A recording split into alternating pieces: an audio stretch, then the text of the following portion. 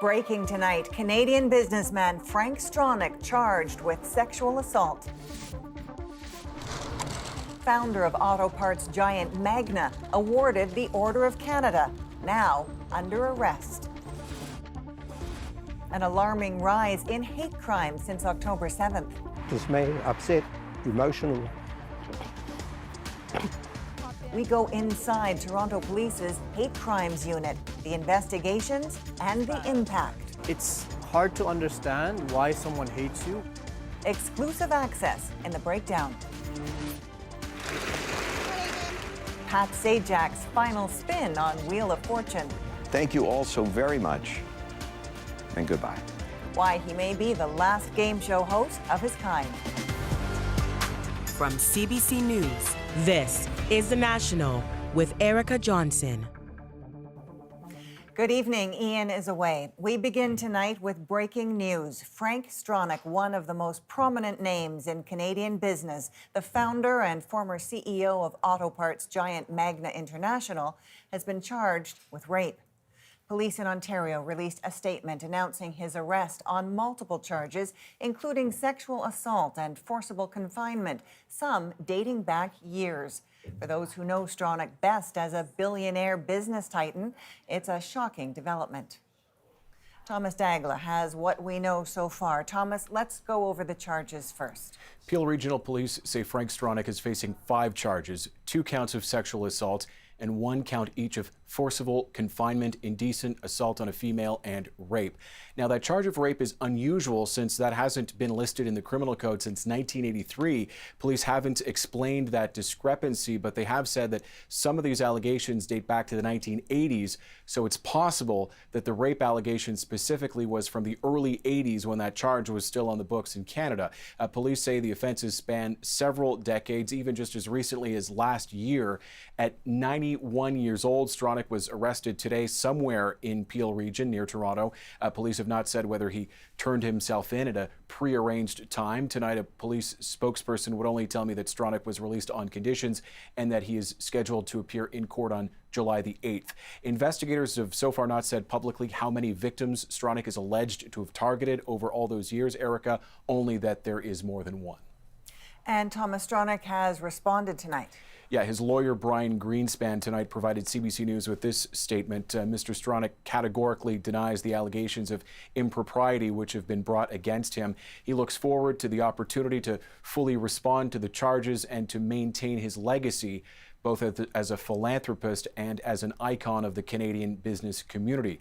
His story, of course, is well known. Stronach was born in Austria, came to Canada in 1954, founded that multinational auto parts giant Magna. Tonight, a spokesperson for Magna said the company has no knowledge of the investigation or the allegations, and she said Stronach relinquished control of Magna in 2010. Now, his daughter, former MP Belinda Stronach, remains the head of another company, the Stronach Group, which is involved in horse racing and gambling. Some will recall Frank Stronach for a period was involved in politics in his native Austria. He founded his own political party there. He's a member of the Order of Canada. Tonight, Erica, he is charged with a list of sexual offenses, which he denies. All right. Thank you, Thomas. Thomas Dagla in Toronto. An urgent call tonight for Calgary residents to quickly and sharply reduce their water use before the city runs out altogether. A major water main burst suddenly Wednesday. Some residents cut back, but as Brian Labby shows us, it's not enough. These crews, these big machines working non-stop, trying to find and fix a break in a major main water line, a crisis that's pushed a city of 1.4 million people close to running dry. If we do not reduce our water use, we are at risk of running out. A massive 50-year-old steel and concrete water main, wide enough to fit a pickup truck, burst, buckled roads, and prompted a boil water advisory for about 12,000 people in the northwest community of Bowness. Nearly a dozen emergency water supply stations have sprung up. Right now, you need to be a water buddy, check in on your neighbors. If you live by an apartment building, seniors complex, just go and ask if there are people there who haven't got water. The repair for some is going painfully slow. It's taken nearly 2 days to pump out water at the site of the break. Excavators were finally able to move in, digging for clues about how it happened and when it'll get fixed. Still no answers. We're not going to run out tomorrow, but I can tell you we will run out in the days to come. Calgarians are being urged to cut back on water use even more than they were. With the city's biggest treatment plant working at reduced capacity, demand is exceeding supply, and the city is dipping into underground reserves of treated water. Not everyone is getting the message. Outdoor watering is not allowed. Showers should be kept to a minimum. Laundry should be put off. People have to think of the community more than they think of themselves right now. We've got a big problem to solve. The city believes it has the necessary parts to replace the broken section of pipe, but that is still days away. Brian Labby, CBC News, Calgary. After a building occupation ended in a haze of tear gas and several arrests, McGill University is back to the tense status quo. Alison Northcott shows us the pro-Palestinian encampment remains. Protesters and the university deadlocked. Using pepper spray and tear gas, police dispersed protesters outside McGill University. Inside, protesters barricading themselves in an administrative building hung banners from the windows, continuing calls for McGill to divest from companies with ties to Israel. As we combine the escalations that are happening in Rafah and also our administration's refusal to heed the demands, students saw this as a need to take this exceptional measure. Police arrested 15 people, 2 for interfering with the work of a police officer, 13 for breaking and entering. They were released pending charges. They were arrested by the police and they were escorted out. As for the encampment on McGill's lawn for more than a month, police say they have no plans to dismantle it. There was no intervention that was done because on the encampment everything is going well. Legally right now we don't have any papers that give us the power to go on the campus, on the private property, to intervene. McGill sought an injunction last month to have the camp dismantled, but the court rejected that request with further hearings to come. Staff on site were forced to shelter in place. They heard protesters banging outside their doors. McGill's deputy provost maintains the encampment violates university policy and the law and says the barricade was another escalation. One of the main things we hear about this encampment is that it's a form of peaceful protest. And we've always been saying, well, that's not really what it is. And it's a magnet for trouble. McGill says it's trying to come to a peaceful resolution, but that its offers have been rejected. Protesters say McGill hasn't responded in a concrete, material way. We are reaffirming that we are willing to dismantle this encampment if our demands are met. But for now, McGill says the two sides haven't talked since protesters walked away from the discussions 2 weeks ago. Alison Northcott, CBC News, Montreal. Canada Border Services Agency workers say they won't be going to the picket lines yet. The union representing the 9,000 border workers has pushed back today's strike deadline to next Wednesday, citing the ongoing negotiations. As essential workers, they can't stop work completely, but can work to rule. A similar job action in 2021 led to long lines at border crossings and airports. U.S. President Joe Biden is publicly apologizing to Ukraine for a delay in military aid. This as he visited France for the 80th anniversary of D-Day and gave a speech drawing parallels with the Second World War and current wars. Chris Brown now with more on his message. 80 years ago on D-Day, the steep French cliffs Joe Biden looked down were scaled by a team of U.S. Rangers who daringly took out a German machine gun nest. As Biden invoked their memory, he said the U.S. must not now waver at fighting aggression in Europe. They're not asking us to scale these cliffs, but they're asking us to stay true to what America stands for. Biden didn't explicitly mention Donald Trump, but the speech appeared designed to contrast their differences. Biden has said Trump is a threat to democracy, yet he said the U.S. soldiers who came ashore in France felt it was worth dying for. They stood against Hitler's aggression. Does anyone doubt that they would want America to stand up against Putin's aggression here in Europe today? Mr. President. the U.S.'s commitment to defending Europe has been doubted, especially after Congress took months to pass an assistance bill for Ukraine. Meeting earlier with Vladimir Zelensky, Biden apologized. I'm not going to walk away from you.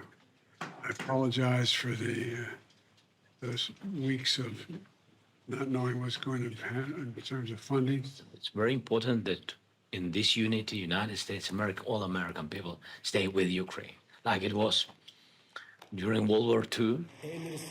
At the same time, Russia's Vladimir Putin was at an economic event in St. Petersburg, pushing his counter-narrative that U.S. influence is declining and that Russia has the staying power to triumph against Ukraine. Since the beginning of the year, more than 160,000 people have come to enlistment offices and signed contracts, he claimed. While in France, Zelensky has been lauded by veterans as the man of this generation who's saving Europe. Despite the upbeat symbolism and evocative speeches, though, in its war with Russia, Ukraine remains outmanned and outgunned. Chris Brown, CBC News, London. In Normandy, France, veterans attended some of the final events commemorating the 80th anniversary of D-Day. It's a long time ago, but it's important for people to attempt to come and pay respects to them and to the people who are here today, remembering them. It's very, very important. That was Richard Romer of Toronto, a 100-year-old D-Day veteran, speaking at Bretteville Cemetery, where many Canadian soldiers were buried, and at the Jardin des Canadiens War Memorial, mayors of towns liberated by Canadian soldiers laid wreaths. Denmark's prime minister is recovering tonight after she was assaulted by a man in central Copenhagen. Mette Frederiksen's team put out a short statement saying she was shocked by the attack. Police confirm a man was arrested. The assault comes 2 days before Danes head to the polls in the EU election. We're learning more tonight about a disturbing case of child neglect. Last week, 2 small children were found abandoned inside a Kingston, Ontario apartment. The younger of the 2, a 7-month-old baby, died, and the mother is facing charges. To protect the children's identity, CBC News is not identifying the family. Felice Chin now on what court records show about the family's past. Behind the scenic Ontario waterfront, unimaginable tragedy. In downtown Kingston, authorities found 2 young boys inside an apartment, alone, without their parents, in squalid conditions. The youngest, not quite 8 months old, was dead. His brother, 3 years old, was severely dehydrated. He was naked and had feces on his feet and whatnot. Their 32-year-old mother was located 45 kilometers away in the town of Napanee. She's now charged with negligence causing death, 2 counts of abandoning a child under 10, and failing to provide the necessaries of life. The father spoke to CBC News. We aren't identifying him to protect the identity of the children. I was nauseous. I couldn't understand why she would do anything like this. He and his ex were living apart. They have 4 other children who were removed by Children's Services in the past. I was under the impression they were being well taken care of. But neighbors disagree. There's quite a few of us in this building that called Children's Aid and told them what was going on. Oh, well, we'll go and look into it. They come and say, okay, he's not screaming, so we'll leave. Court records obtained by CBC News show a pattern of family dysfunction that dates back nearly a decade. The father has been charged 3 times for allegedly assaulting his ex. He was acquitted in 2017. The second charge in 2020 was withdrawn after he agreed to stay away from her. Then, in 2023, he was found guilty. He disputes all of the charges. She has a history of calling the police just to get me out of the house. In a statement, the local Children's Aid said it is, quote, aware of a tragedy having occurred in our community, and we offer our heartfelt condolences to all those impacted. The surviving 3-year-old is expected to recover physically, but his father says the boy can't understand what happened to his baby brother. He believed his brother was just sleeping. Felice Chin, CBC News, Ottawa. People who have been adopted in Quebec will now have access to the names of their birth parents. The change to adoption regulations takes effect tomorrow. And as Kwabena Oduro shows us, for some, it will provide long-awaited answers. When Liz Luxton was 18, she found out the man she thought was her father wasn't. I cried an awful lot, as you can imagine. And I had way more questions than answers at that time, and still do. Since then, the 44-year-old has spent thousands of dollars trying to find her biological father. My mother is somebody who, unfortunately, for her own reasons, and I don't know them or understand them, will not tell me who my biological father is. Since her stepfather legally adopted her, changes to Quebec's adoption laws will make it easier for her to find her biological father.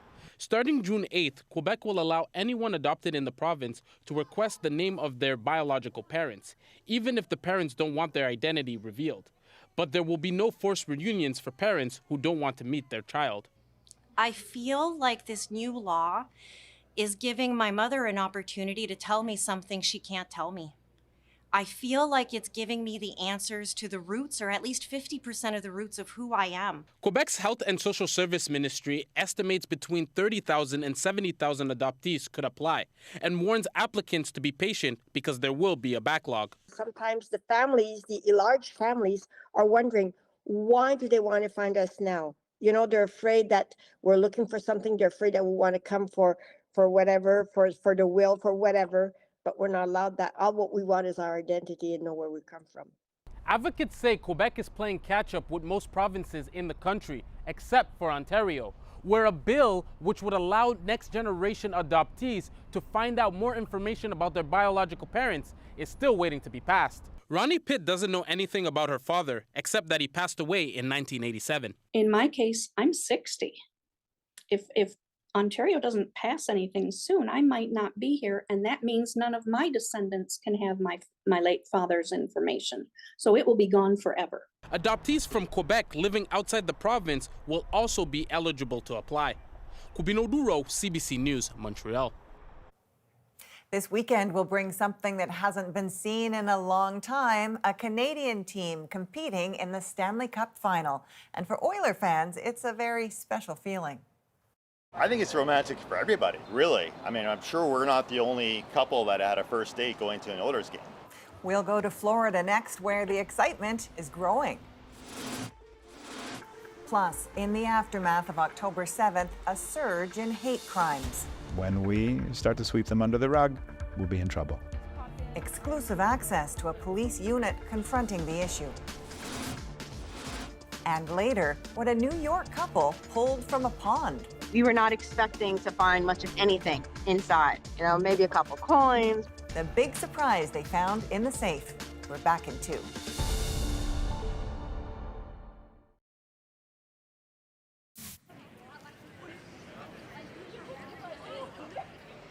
The Eiffel Tower got some new iconic ornaments overnight. The Olympic rings were mounted onto the Paris landmark. With each ring about 9 meters wide, installation required 30 workers and multiple cranes.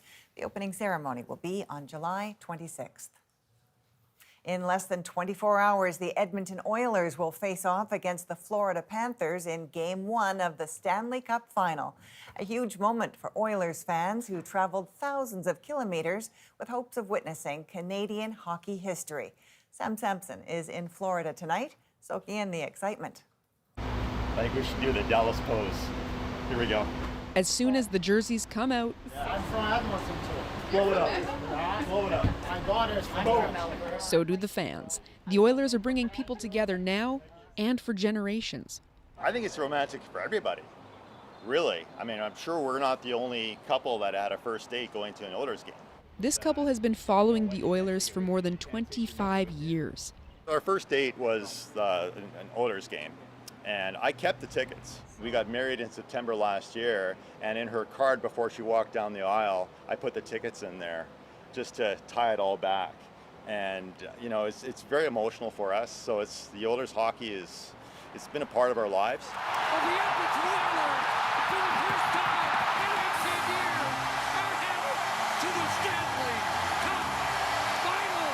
By winning the Western Conference Final, the Oilers have their first real shot at the Stanley Cup since 2006.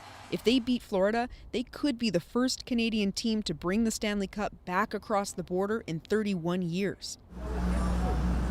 That's why fans are making the 4,000-kilometer trip for Game 1 against the Panthers, crossing the longest distance between Stanley Cup final cities in NHL history. Travel was a long day, a bunch of connecting flights, but once we're here, it was all worth it. These friends made the journey from Edmonton, though not everyone is an Oilers fan. I'm usually one of about 10 people in Edmonton, so I get to see the red jerseys through the crowd usually. It'll be like a whole different scene for me here where all of my people. But some people are just more into the energy playoffs bring to a city. I'm not going to lie to you, I don't know a whole lot about the Oilers. I feel like they came a little bit out of nowhere.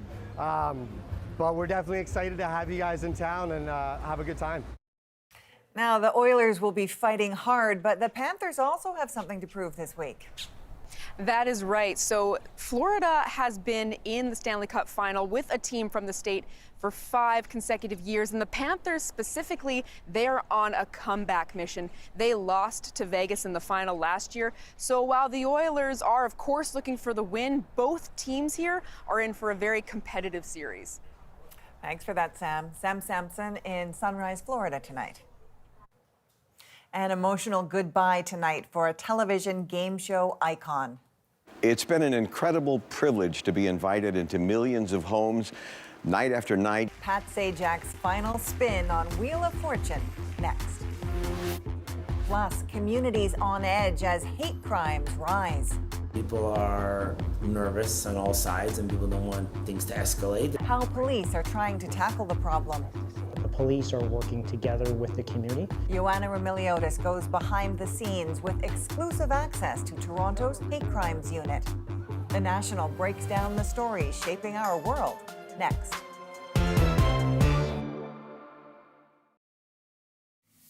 Well, the time has come to say goodbye. The Wheel of Fortune spun one last time tonight for beloved game show host Pat Sajak.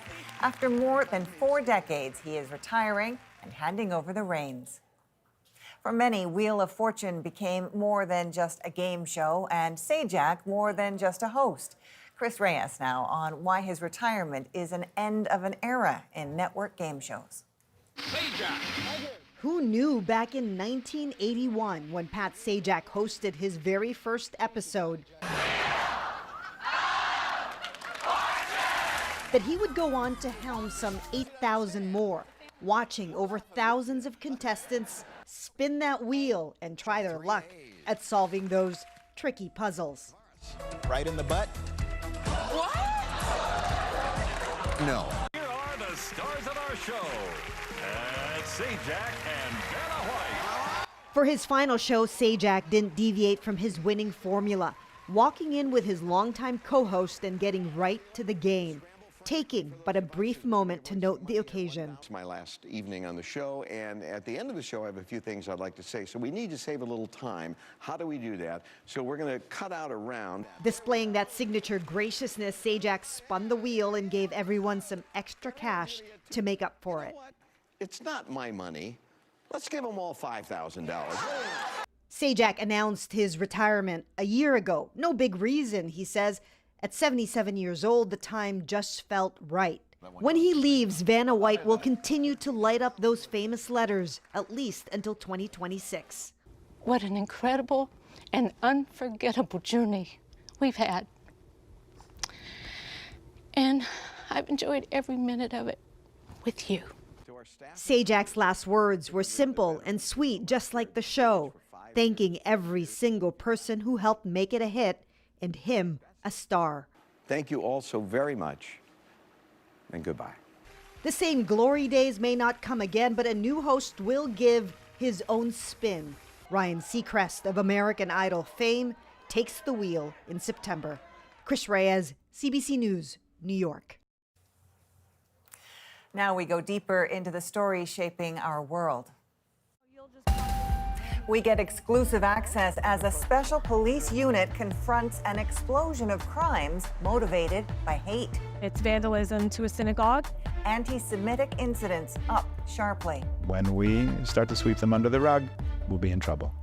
Anti-Muslim incidents also on the rise. It's not the society I want my children to grow up in. Toronto's hate crime unit, now 5 times larger as public fear also grows. Joanna Romiliotis followed police as they worked with Jewish and Muslim communities, acknowledging their fears and, at times, working to build trust. This was hours after it happened again. Broken windows, more this time. Norm Mosselson was among the first to get here. What went through your mind when you saw that? Well, shock, total shock, right? Dismay, upset, emotional.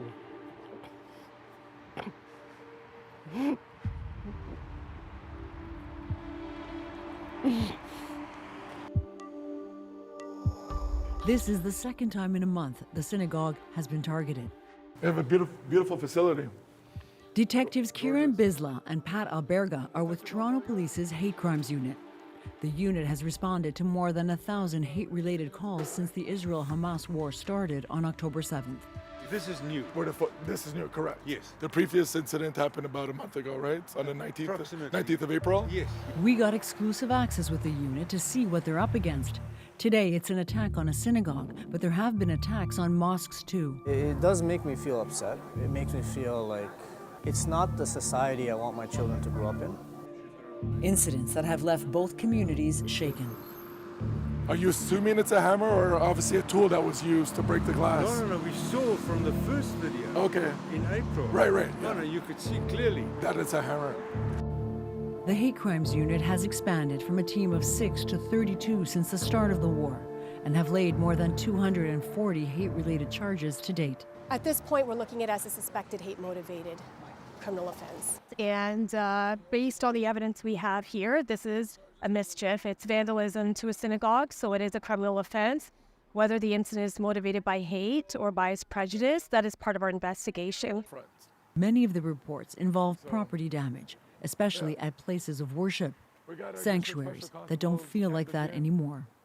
It's terrible, and it's clear to see what the impact is here, just not only on the synagogue itself, but the community as well. In this case, there is video, but police only release this still image from it. The vandalism happened in the middle of the night. Officers are hoping neighbors can also provide more footage from home security cameras. What stands out for you in terms of potential clues on videos like that? Well, the clothing, obviously, that the suspect's wearing, how he or she obviously arrived at the crime scene. Police say so far, more than half of reported hate crimes have targeted Jewish people.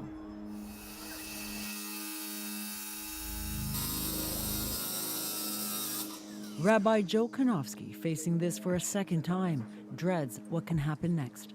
So it'll be somebody else's windows, and then it'll be someone else, and then it'll be someone accosted on the street, then it'll be someone's house, then it'll be people. And each level that ratchets up to, well, maybe this is as bad as it gets. And maybe it is, but maybe it isn't.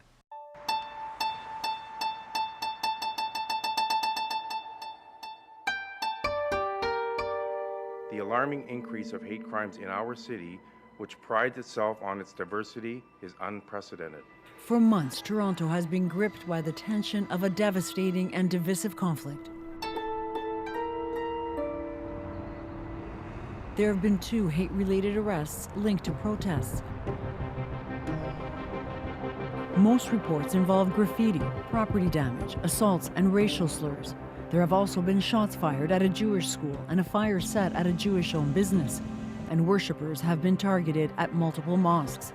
Police won't speculate on who's behind the incidents against both communities.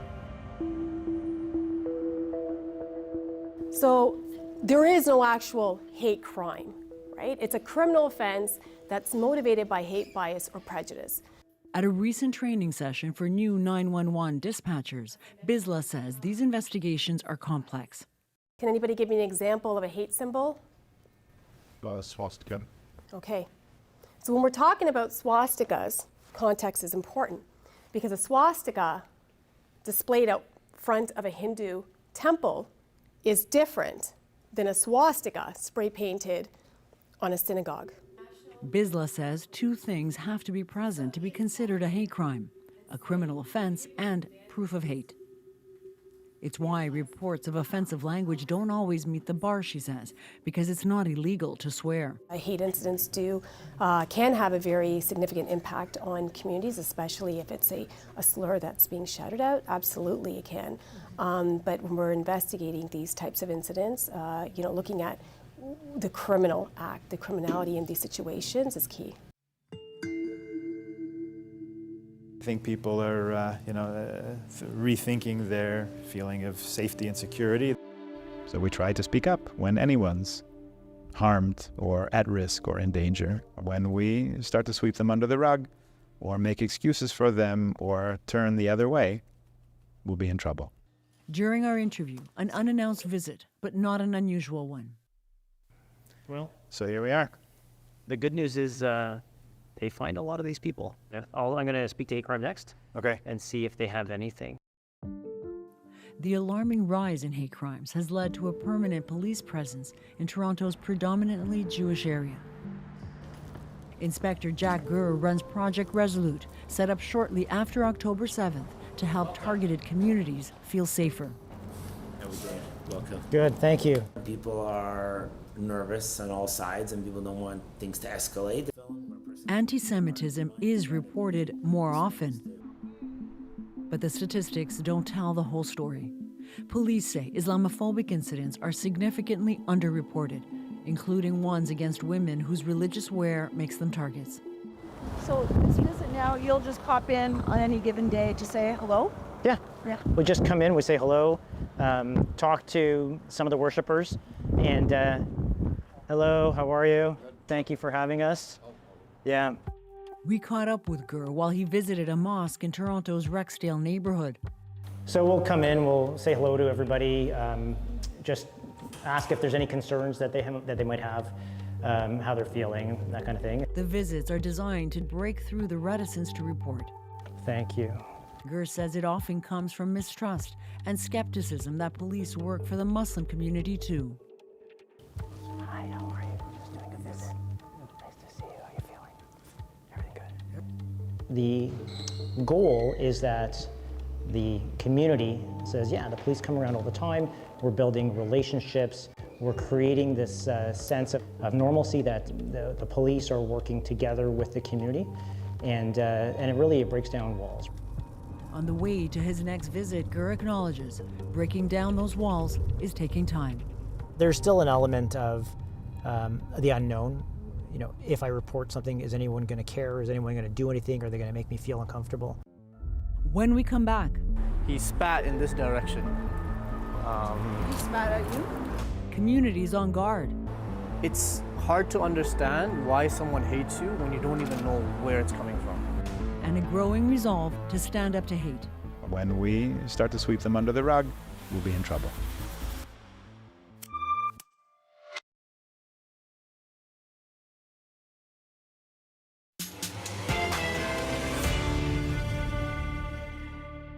Jewish and Muslim communities forced by rising hate to be on constant guard. I'm gonna stab this brother multiple times. Living in fear takes a toll. I can no longer focus on a person for too long. I must look at the entrance. You're looking at the door. My 10 years old is asking me, Mama, is it safe to stay in Canada? Houses of worship tightening security like never before. Joanna Romiliotis cracked this story by getting rare access to the Toronto Police Hate Crime Unit. That meant seeing firsthand the growing anxiety felt by these people of faith. At the Toronto Islamic Centre, faith in police hasn't always been a given. Last November, during early morning prayers, police say a man kicked the door of the mosque, threw a rock at worshippers, and swung a bike chain at them. Police allege the same man was involved in 2 other hate-suspected attacks against a cab driver and a woman wearing a hijab. The accused is now facing more than a dozen charges. Shafni Nalir was there that morning. Nalir is the assistant imam. I remember right here, he spat in this direction. He spat at you? He spat at us, yeah. Ooh. He kicked one of the imams as he's biking, like, it was odd. It's hard to understand why someone hates you when you don't even know where it's coming from. Still, Nalir says there was some hesitation to report the incident. For a very long time, there is, I think, this feeling of us being a guest to this country. And so that guest mentality, I think, has to do with not being a nuisance. I remember even when the attack did happen, someone mentioned, it's okay, don't call. It's as if we have to wait for someone to actually be harmed in order for us to call, when other communities aren't thinking like that. You know, so I think it's something you want to change. Something we are changing. For example, you see police around you, the more normalized it becomes, it's not as scary. You want a sticker? There you go. Nalir hopes that encourages his community to speak out more, especially the younger generation. On this night, a special thanks to community officers. It's a recognition of police and of their own voice too, but one that's become more wary than ever. Now I can no longer focus on a person for too long. I must look at the entrance. You're looking at the door. It's just, I have to. Like it's almost become second nature. I read the faces that come in. Funny enough, actually in other mosques I can pray peacefully. Because you don't have that sense of responsibility. Yeah. Police say hate crimes often have a lasting psychological impact. Just gonna go up these stairs. Okay. Detective Alberga from the Hate Crimes Unit investigated the attack on the Toronto Islamic Center. You're not usually based out of any division, right? No, that's correct, we're not. For security reasons, the unit works in an undisclosed location. So we met Alberga at a neighborhood station a week after the synagogue attack to see how that investigation is going. How do you go about identifying a suspect who's disguised? Whose face is covered up? Again, we have dedicated resources available, whether it be facial recognition. We put bulletins out internally. Other officers that may have encountered the suspect previously can assist to help identify the individual. Sometimes they wear similar clothing. And is it also trying to figure out whether or not this individual was the same person who vandalized the synagogue Yeah, about that's a month all ago? part and parcel with the investigation, correct. Hate crime investigations can take time. This is about addressing fear that persists. Police command posts make the rounds at mosques across the city every week, especially on Fridays, when larger crowds tend to gather for prayers. But while this police presence is a new reality, communities are also doing what they can to protect themselves. It's why what you're about to see is happening more and more often. All right, so this is a knife, right? I'm gonna stab this brother multiple times, right? A volunteer is stabbed in an exercise, practice in case this becomes real. Eunice Iman is part of the Salam Project. If everybody works together, you can stop that person easily. The group offers security training to mosques and community groups, which include evacuation drills. I'm gonna give you 30 seconds. And in that 30 seconds, you have to get out of this place as fast as you can, as if it's an emergency, okay? Okay, ready? I'm starting now. Get out of here. Run. Basically, you're teaching people to be on guard for a threat, right? Yeah. And how do you feel about the fact that that need has gone up? There's this very solemn mood about our team right now. We have to focus on, okay, how do we help as much as we can? This is a horrible situation. We got to do what we can with the limited tools that we have. Iman says demand for these sessions has doubled since October 7th. Nice, good, mashallah, good, they're learning. Sister Rabia, I want you to gather everybody and let's go to the front. Rabia Shahid runs Sacred Hand, a charity based in Mississauga. She's asked Iman to do multiple training sessions for all her volunteers. The most important thing that, we are more vigilant on our surrounding. There's also more security, but a sense of safety doesn't always follow.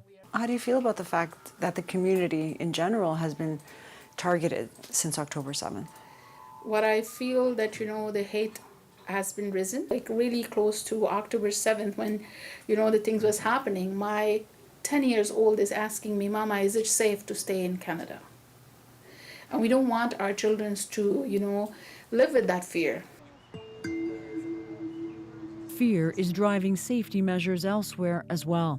I know some synagogues in the city have heightened their security, their vigilance, even their training, some getting live shooter training, right? Is that something that you guys have done here? We're talking about it. We have a security committee as part of our board. All those things are on the drawing board as we speak. Siva A week after the attack at the synagogue, we were invited to a service to welcome Shabbat. They were prayers for healing and peace. We've all invested far too much of ourselves, our hearts, and our souls in this community to be intimidated. When we are together and connected with each other and who we really are, no force in the world can defeat us or discourage us.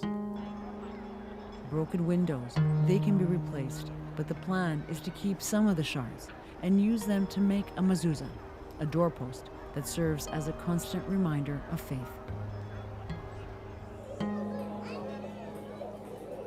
There's no doubt it is demoralizing and draining to be on constant guard.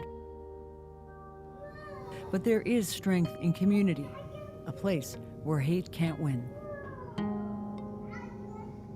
Joanna, we heard in your story that technically there's no such thing as a hate crime, but rather that police have to prove a crime was motivated by hate.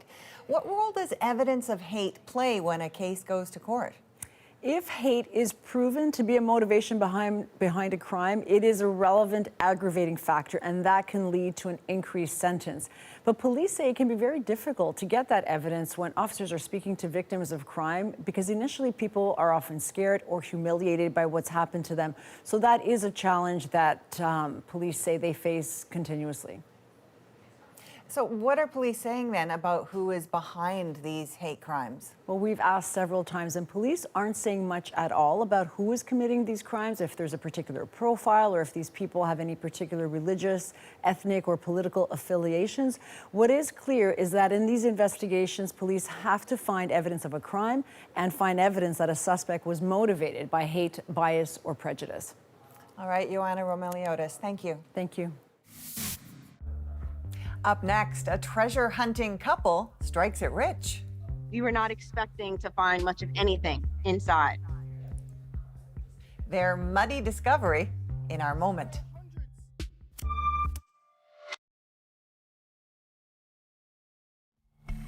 It's not your average finding. A safe filled with wads of wet cash pulled out of a New York City pond using a magnet.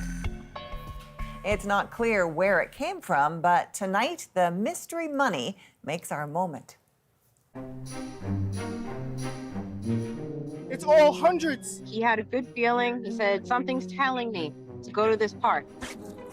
About 45 minutes in, he felt what's called the click. Guys, we got something freaking weighs 2 million pounds here coming out. Oh, that's a safe. We got something, because he knew the feeling. He went, pulled it up.